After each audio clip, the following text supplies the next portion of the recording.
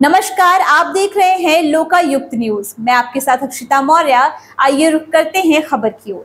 Flyover निर्माण योजना से व्यापारियों में असंतोष, आर्थिक संकट की आशंका। उत्तर प्रदेश के कानपुर महानगर में जरीब चौकी से घंटाघर तक फैले फर्नीचर और थोक बाजार के व्यापारियों ने उत्तर प्रदेश सेतु निगम लिमिटेड द्वारा प्रस्तावित फ्लाईओवर निर्माण योजना पर कड़ा विरोध जताया है। व्यापारियों का कहना है कि यह योजना अव्यवहारिक है और जनहित के विरुद्ध है। व्यापारियों ने जिलाधिकारी कानपुर नगर को ज्ञापन सौंपते हुए निर्माण कार्य को तत्काल रोकने और समाधान की मांग की है। उनका कहना है कि फ्लाईओवर के निर्माण से व्यापारिक गतिविधियां ठप हो जाएंगी, जिससे सैकड़ों परिवारों पर आर्थिक संकट गहरा जाएगा।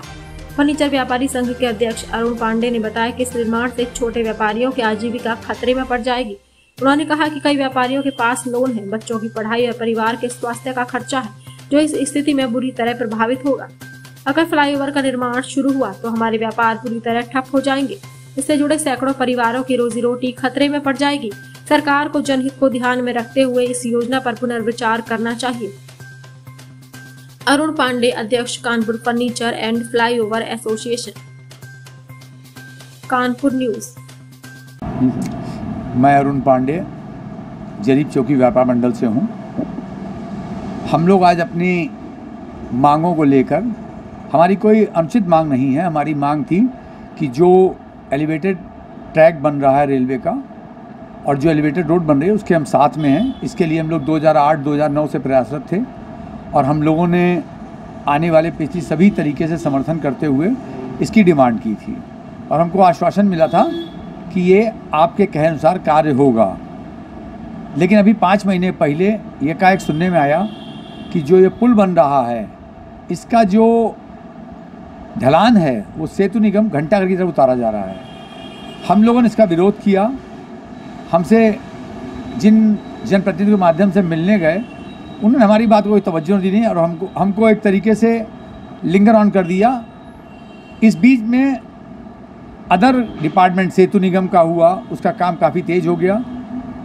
इस मामले में हम लोगों ने अपने शहर के सांसद से मिले, अपने शहर के कई जनप्रतिनिधियों से मिले, लेकिन हमें कहीं पे भी प्रगति होती दिखाई नहीं पड़ी और पेपर के माध्यम से पता लगता था कि कार्य हमारे विपरीत जा रहा है। हमारा आपसे फिर कहना है कि मैं समर्थन में हूँ इसके, लेकिन मैं किसी तरीके से विरोध नहीं कर रहा हूँ। उस संदर्भ में आज हम लोग डीएम जिलाधिकारी जी से मिले और उनको ये अपना ज्ञापन दिया, क्योंकि इसके पहले हम लोग सीएम साहब के यहाँ ऑफिस में मिलने आए थे, उनके जनता दरबार में मिले। वहाँ से हमको आश्वासन मिला आपकी बात सुनी जाएगी। उसका एक सबसे बड़ा मकसद था कि हमारे यहाँ लगभग 400 दुकानदार हैं जिनके द्वारा यहाँ पे दुकान व्यापार होता है, जिनका परिवार पलता है, उनके यहाँ जो स्टाफ काम करता है उसका परिवार पलता है।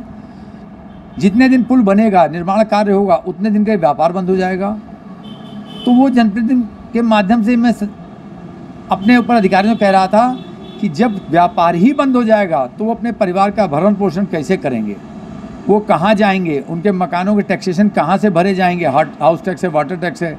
किसी दुकानदार के यहाँ बच्चे का एजुकेशन लोन ले रखा पढ़ने के लिए, किसी दुकानदार ने अपनी दुकान पे लिमिट करा रखी है, किसी ने कोई हाउसिंग लोन ले रखा है, उसकी किस्तें वो कहाँ से देगा। इस मामले को हमने संज्ञान में लेने के लिए कहा है कि हमारी बात को सुने, आप हमारी बात को समझें और इसके साथ साथ इन चीज़ों को आप हमारी बात को जनप्रतिनिधि के माध्यम से प्रशासन तक पहुँचाएँ, हमारी समस्या को सुने। हम विकास के खिलाफ नहीं हैं, लेकिन अपने विनाश के खिलाफ तो होना ही चलेगा। कहाँ जाएगा इंसान, क्या करेगा। बस सीधी बातें कह रहा हूँ। हमारी बात आज डीएम साहब ने सुनी और उन्होंने ये आश्वासन दिया कि आपके साथ न्याय होगा, आपके साथ किसी प्रकार का कोई भी दबाव नहीं बनाया जाएगा, आप पे कोई चीज़ थोपी नहीं जाएगी। इसी आशा के साथ मैं जनता से कहना चाहता हूँ, प्रेस के माध्यम से कहना चाहता हूँ, हमारी बात सुनी जाए और हमारी बात को समझा जाए। धन्यवाद। इस खबर में बस इतना ही। बने रहिए लोकायुक्त न्यूज के साथ।